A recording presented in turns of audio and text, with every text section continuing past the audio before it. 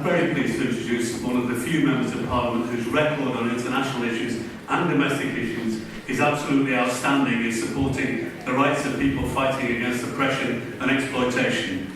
He's spoken at every one of the Latin American conferences, and I'm very pleased once again to invite him to address us. Jeremy Corbyn.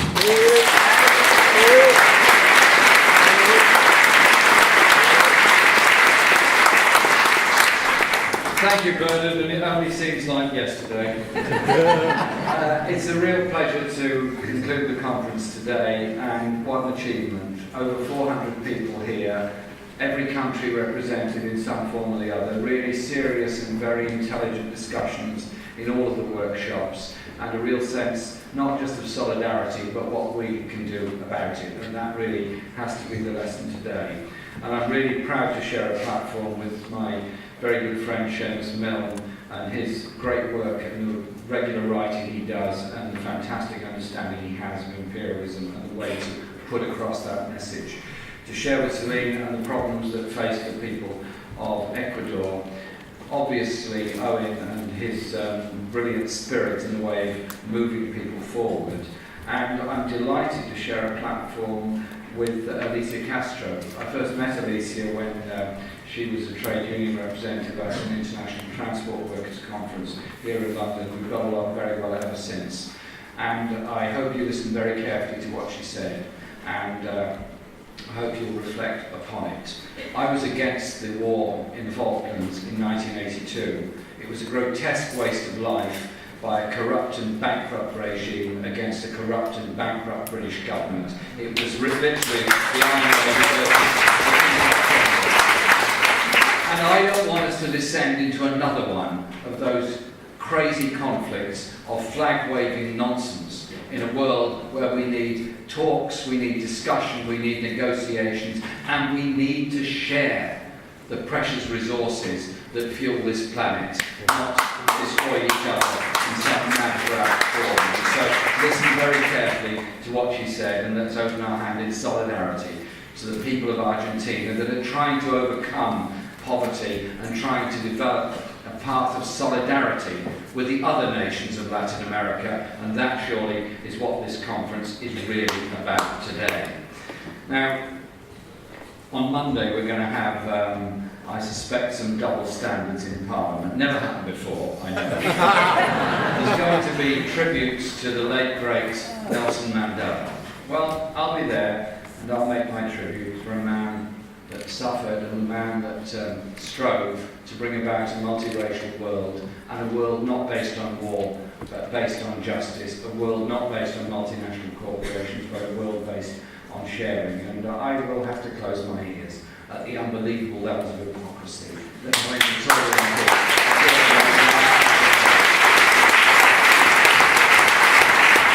they were the people that passed by on the other side during the Sharpeville massacre of 1960, which the BBC described as a shooting.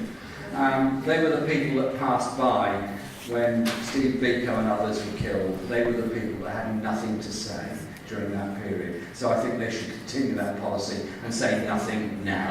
But we're also commemorating this year the 40 years since the death of Salvador Allende. And many of us remember that day like a bullet through our own heart.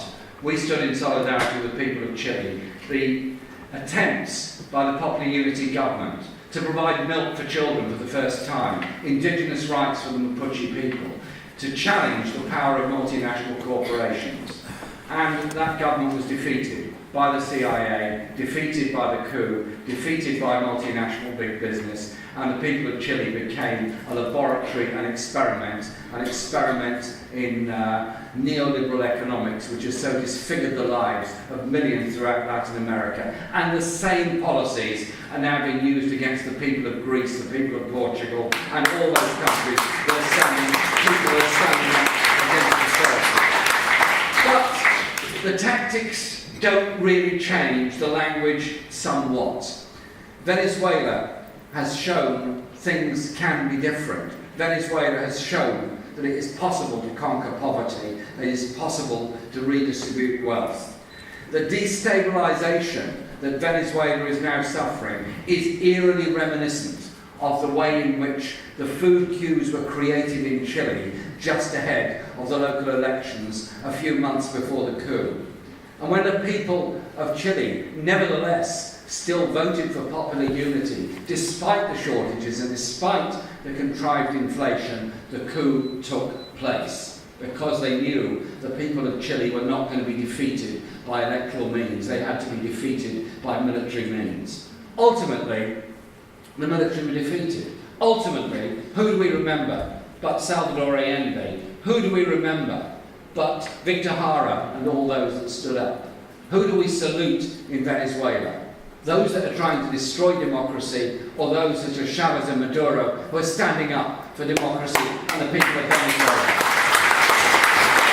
And so we stand with them as much as we stand with the people of Ecuador, and this brilliant campaign has been mounted here about the way in which the Chevron oil company has so disfigured Ecuador and is now punishing the people of Ecuador for having the temerity to speak up against it. But the economic warfare continues.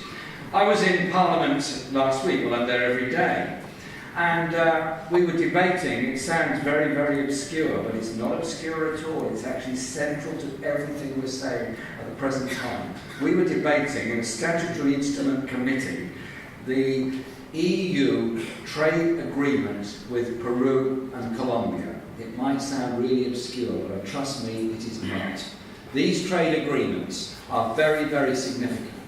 They are sought by governments on many occasions because they have no alternative, or because they are fed all kinds of lines by the European Union. What these trade agreements do is allow an investment policy by multinational companies to go in and exploit mining reserves, exploit weak labour laws, exploit very limited environmental protection laws, exploit almost non-existent health and safety legislation to take away the minerals, set up factories and export duty-free into the European Union. When we raised questions about the protection of indigenous people and their rights in both Peru and Colombia, the minister brushed us aside. When we raised questions about the safety of workers in these factories, the minister brushed us aside.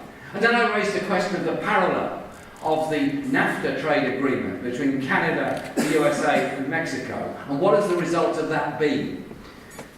Cheap labour factories all along the Mexican side of the US-Mexico border, where the poor of Mexico and the migrant workers of Central America go and work in appalling conditions to produce cheap goods to undermine the already low-wage labour situation in the United States, and thus create a ghastly race to the bottom in the name of free trade. We have to stand for something different and something better.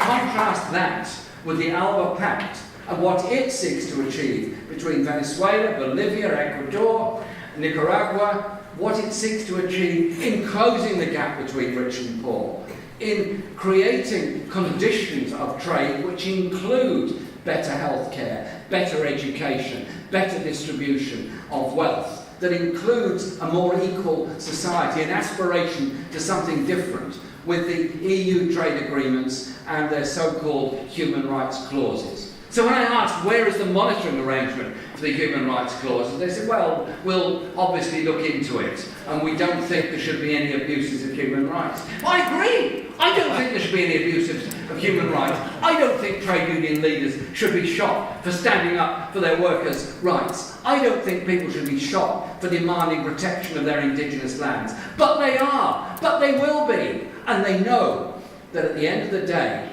these trade agreements can only be abrogated by a unanimous decision of all 27 EU states, and they know damn well that will never happen. Ask those of us that have been campaigning to suspend the EU-Israel trade agreement on the basis of Israel's abuse of human rights. The same thing is coming to Colombia and Peru. I can feel Bernard getting very edgy, and I can feel it even at this distance. I've known him for so long. So I just want to conclude with this thought. When our comrade finished from Venezuela at the end of the earlier session, he said a very, very poignant message. He described all the problems being faced in Venezuela, and they are very great, and asked in solidarity that we try to do something the same here. We are all the victims of being a laboratory of neoliberalism. Our government in this country is using the economic situation, is using the banking crisis of 2008, is using austerity to reconfigure our society. We're only a step away from NHS charges. We're only a step away from the total privatisation of our National Health Service. We now have 1 million people in this country who are out of work and not on any benefits. We have more people sleeping on the streets than ever before. We have those grotesque return to work interviews where those with mental health problems as well as with physical disabilities are told they're fit to work and have to go through the indignity of a re-interview and an appeal process which they may well win at the end, but a horror, and the suicides that happen as a result of it. That is what happens when you go down the road of saying the only thing that matters is markets, the only thing that matters is the balance sheet. But it doesn't. There's something different in the world.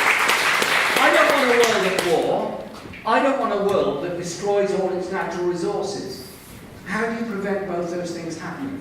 By ending the inequality in society, by controlling the power of global corporations, by asserting the democratic power of nation states over the global corporations. And you learn the lessons from those that have brought about something different. Learn the lessons of those in Latin America that have achieved a greater sense of equality. In Cuba, in Venezuela, in Bolivia, in Chile in the past, and I hope in Chile in the future. Our solidarity is to stand with those people opposing the Chevron oil company. Our solidarity is to stand against these free trade pacts. Our solidarity is to stand against American militarization of Latin America. Our solidarity is also to stand for demilitarization of this country, an end to austerity in this country, and showing that we're turning our backs on this grotesque economic experiment which is impoverishing all around the world and enriching those who live in tax havens and run multinational corporations. Solidarity with the people of Latin America and with those across Europe standing against austerity. That's why we're here today. Thank you very much.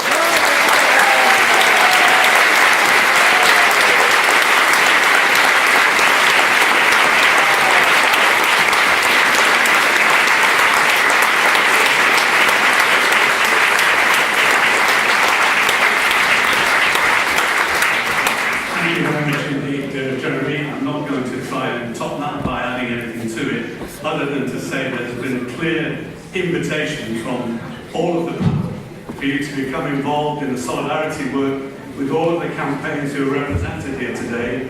Venezuela Solidarity Campaign, Cuba Solidarity Campaign, Nicaragua Solidarity Campaign, Justice for Colombia, Friends of Ecuador, and so on. So there is plenty of work to do out there.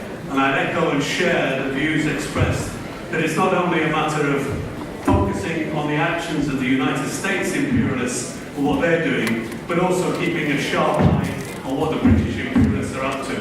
And also, perhaps importantly, something which we tend to forget, and that is taking the positive lessons which we've heard about today and applying them in our own context. That is also an important responsibility for all of us. So I hope that's a message that we'll all take away. I want to say a few words of thanks and a few notices, if I may, just to give you. I've mentioned the solidarity organisations. Sincerely, I hope you will join one or all of those bodies that I've mentioned, and others, if I've left anybody out, please consider doing that. There are still stalls here open if you can get information to take away if you're in a union branch, affiliations, inviting speakers and so on the topics that we've heard. I want, if I may, just to draw attention to one particular issue which is coming up in the next 12 months, and that's the International Commission, which will be held here in London on the 7th and 8th of March to review the case of the Miami Five, the Cuban Five, the five heroes who are being held unjustly and unlawfully by the United States as hostages in America, who should be freed. That's going to be a major event with associated concerts, public public events and so on. I hope you will keep an attention to websites and so on to look for those things happening. That you will sign up on the website where there is an international appeal which has already had signatories from across the globe, from countries like Palestine, from Australia, from countries of Africa, and from Latin America, of course, and right across the globe. So please take a look at that, and the stall is still outside.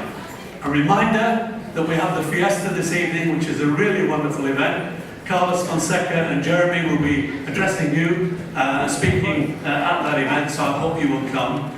I want to, in conclusion, just to give my personal thanks to all of you for keeping strictly to the timetable that we did and being as disciplined as you were. I appreciate that. But also to express my thanks and gratitude to the staff and volunteers of Cuba Solidarity Campaign, Venezuela Solidarity Campaign, and the staff here at the TC headquarters for the way in which they've managed the day, which I think has been outstanding and brilliant. So please show your appreciation.